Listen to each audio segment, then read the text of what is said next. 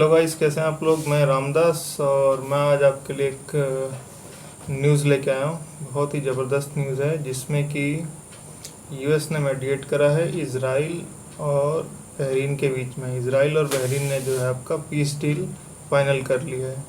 तो बेसिकली आप देखेंगे अरब वर्ल्ड में जो है आपका इज़राइल की एक्सेप्टेंस काफ़ी हद तक बढ़ चुकी है, क्योंकि अभी कुछ दिन पहले ही आप देखेंगे कि यूएई ने भी जो है आपके साथ इसराइल के साथ जो है यूएस के मेडिएट में जो है पीस डील साइन करी, जिसका नाम था अब्राहम अकॉर्ड। और कुछ ही दिन पहले की खबर है कोसोवो और सर्बिया दोनों जो है इसराइल के जेरूसलम में जो है अपनी एम्बेसी को ओपन करेंगे। तो बेसिकली आप देख रहे हैं कि धीरे धीरे जो है इसराइल जो है उसकी एक्सेप्टेंस जो है काफ़ी हद तक बढ़ चुकी है। आज से 4 साल पहले अगर कोई ये बात सोचना भी मतलब किसी हद तक ये सही नहीं था कि अरब वर्ल्ड जो है इसराइल को जो है सपोर्ट करेगा, क्योंकि ओबामा ने जब ईरान के साथ आपका न्यूक्लियर डील करी थी तो उसमें जो है ईरान को काफ़ी हद तक ओपन हैंड मिल गया था और हिजबुल्ला काफ़ी हद तक पावरफुल हो गया था, जो कि लेबनान में बेस्ड है। मैंने आपको बता रखा है पिछली वीडियो में। तो वो जो है आपका अटैक करते थे इसराइल के ऊपर। डोनाल्ड ट्रंप आए, उन्होंने जो है सारा पासा ही पलट दिया। एकदम प्रो इसराइल एक हिसाब से हो चुके हैं वो काफ़ी हद तक। अब अगला 1 आध 1.5 महीने में कंफर्म हो जाएगा कि जो बाइडन आते हैं या डोनाल्ड ट्रंप। चांसेस वैसे जो बाइडन के हैं, जो बाइडन आए तो पॉलिसी जो है फिर काफ़ी हद तक चेंज होगी।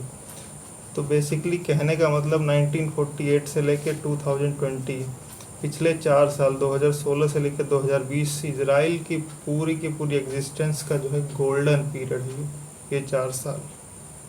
कुछ मिराकल हो गया तो अगले 4 साल डोनाल्ड ट्रंप फिर आ जाएंगे, वो अलग बात है, लेकिन ये 4 साल इसराइल की हिस्ट्री का गोल्डन टाइम था।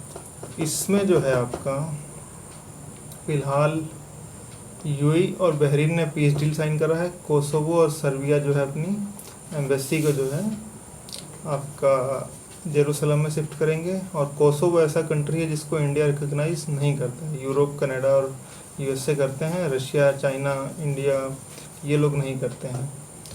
तो बेसिकली इसका फ़ायदा इंडिया के लिए क्या है।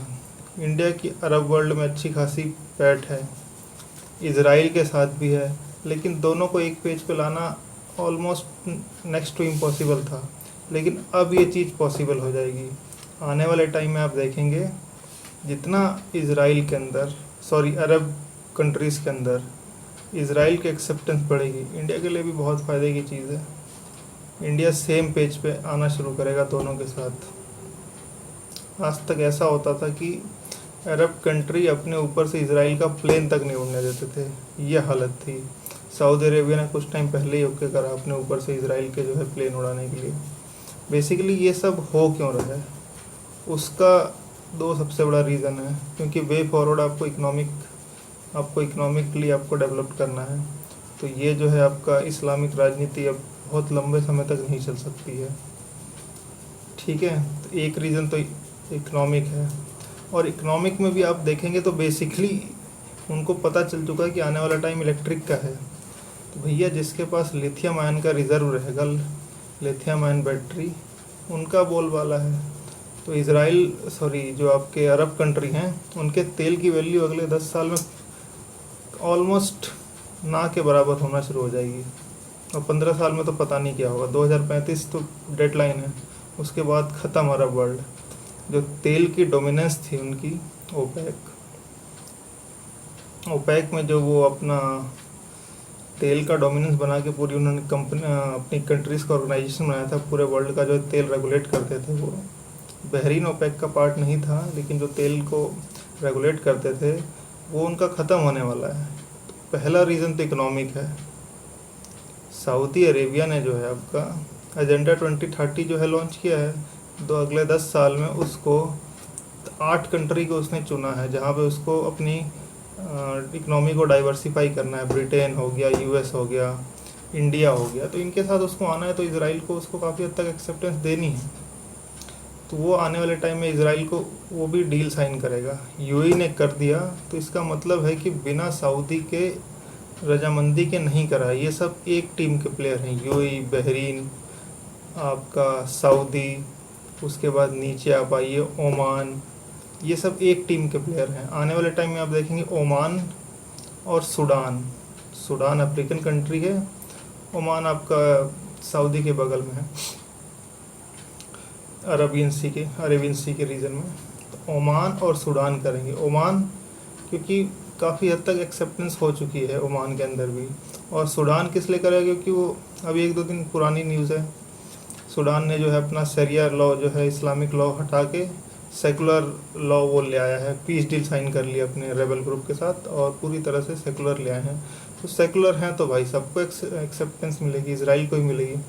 तो एक रीज़न तो हो गया इकोनॉमिक, तेल की मोनोपोली ख़त्म हो रही है, इलेक्ट्रिक का ज़माना आ रहा है, इकोनॉमी डाइवर्सिफाई करनी है तो आपको सबको लेके साथ चलना पड़ेगा। और इसराइल ऐसा इनोवेटिव कंट्री है, आप उसको नेगलेक्ट नहीं कर सकते, you can't avoid it, you can hate it but you can't avoid it. उसके बाद दूसरा उससे बड़ा रीज़न है आपका ईरान। हमें ईरान की ज़रूरत है, लेकिन जो बाकी सऊदी लेड ब्लॉक है, सऊदी, यूएई, बहरीन और आपका ओमान, इसमें क्या है आपका, अभी अभी आपने देखा होगा कि एक न्यूज़ आई थी कि सऊदी के अंदर जो है हौथी रिबल्स ने, जो कि यमन में है, उन्होंने रॉकेट से अटैक कर दिया है बेसिकली रियाद में, एयरपोर्ट पे अटैक हुआ नहीं, हवा में उसको नष्ट कर दिया गया रॉकेट को, लेकिन सऊदी के रियाद में अटैक हुआ है। और सिप्री के रिपोर्ट के हिसाब से आप देखेंगे सऊदी जो है दुनिया का सबसे बड़ा इम्पोर्टर है वेपन्स का, उसके बाद भी हालत है। उसका बेसिकली रीज़न ये है कि वो अपनी आर्मी को जो है उतनी ताकतवर रखते नहीं हैं, कमज़ोर रखते हैं, बेसिक उसका ये रीज़न है। सऊदी को ये लगता है कि हमने आर्मी अगर ज़्यादा ताकतवर कर दी तो कहीं हमारा ही तख्ता पलट ना हो जाए, तो उनको अपना भी डर है भाई, सब कुछ वो लेके चल रहे हैं। तो बेसिकली आप देखेंगे आने वाले टाइम में जितनी ज़्यादा एक्सेप्टेंस इसराइल की बढ़ेगी उतना हिंदुस्तान को फ़ायदा होगा। ईरान उसमें एक बहुत बड़ा रीज़न है। ईरान एक शिया बहुल देश है, मुस्लिम्स में भी 2 ग्रुप होते हैं ना, शिया सुन्नी, तो ये सब सुन्नी वाले हैं, ईरान जो है शिया वाला है। तो इसमें भी 36 का आंकड़ा है शिया सुन्नी की वजह से। तो अब ये लोग इसराइल के साथ आए हैं ईरान को काउंटर करने और अपनी इकोनॉमी को जो है आने वाले टाइम में डाइवर्सिफाई करने। तो मेनली ये 2 सबसे बड़े रीज़न है इस्लामिक वर्ल्ड का जो है आपका एक्सेप्टेंस होना इसराइल के लिए।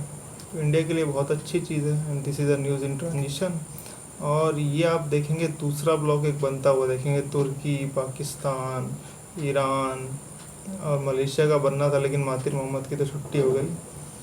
तुर्की, ईरान और पाकिस्तान ये एक अलग ग्रुप है। तुर्की और पाकिस्तान तो लगभग एक चैनल पे आ चुके हैं, ईरान अभी अलग पड़ा है, वो अभी कंफर्म तौर पे तुर्की के साथ गया नहीं है, लेकिन आने वाले टाइम में उसकी भी मजबूरी है, जाना पड़ेगा, क्योंकि चाइना उसके अंदर 400 बिलियन खर्च कर रहा है। तो चाइना, पाकिस्तान, तुर्की एक लाइन में है, तो ईरान भी अपने आप उधर चला ही जाएगा। तो कुल मिला के गल्फ़ 2 टुकड़ों में बट जाएगा। तो आने वाले टाइम में देखते हैं, जैसे जैसे न्यूज़ आएगी आपको अपडेट करते रहेंगे। Thank you.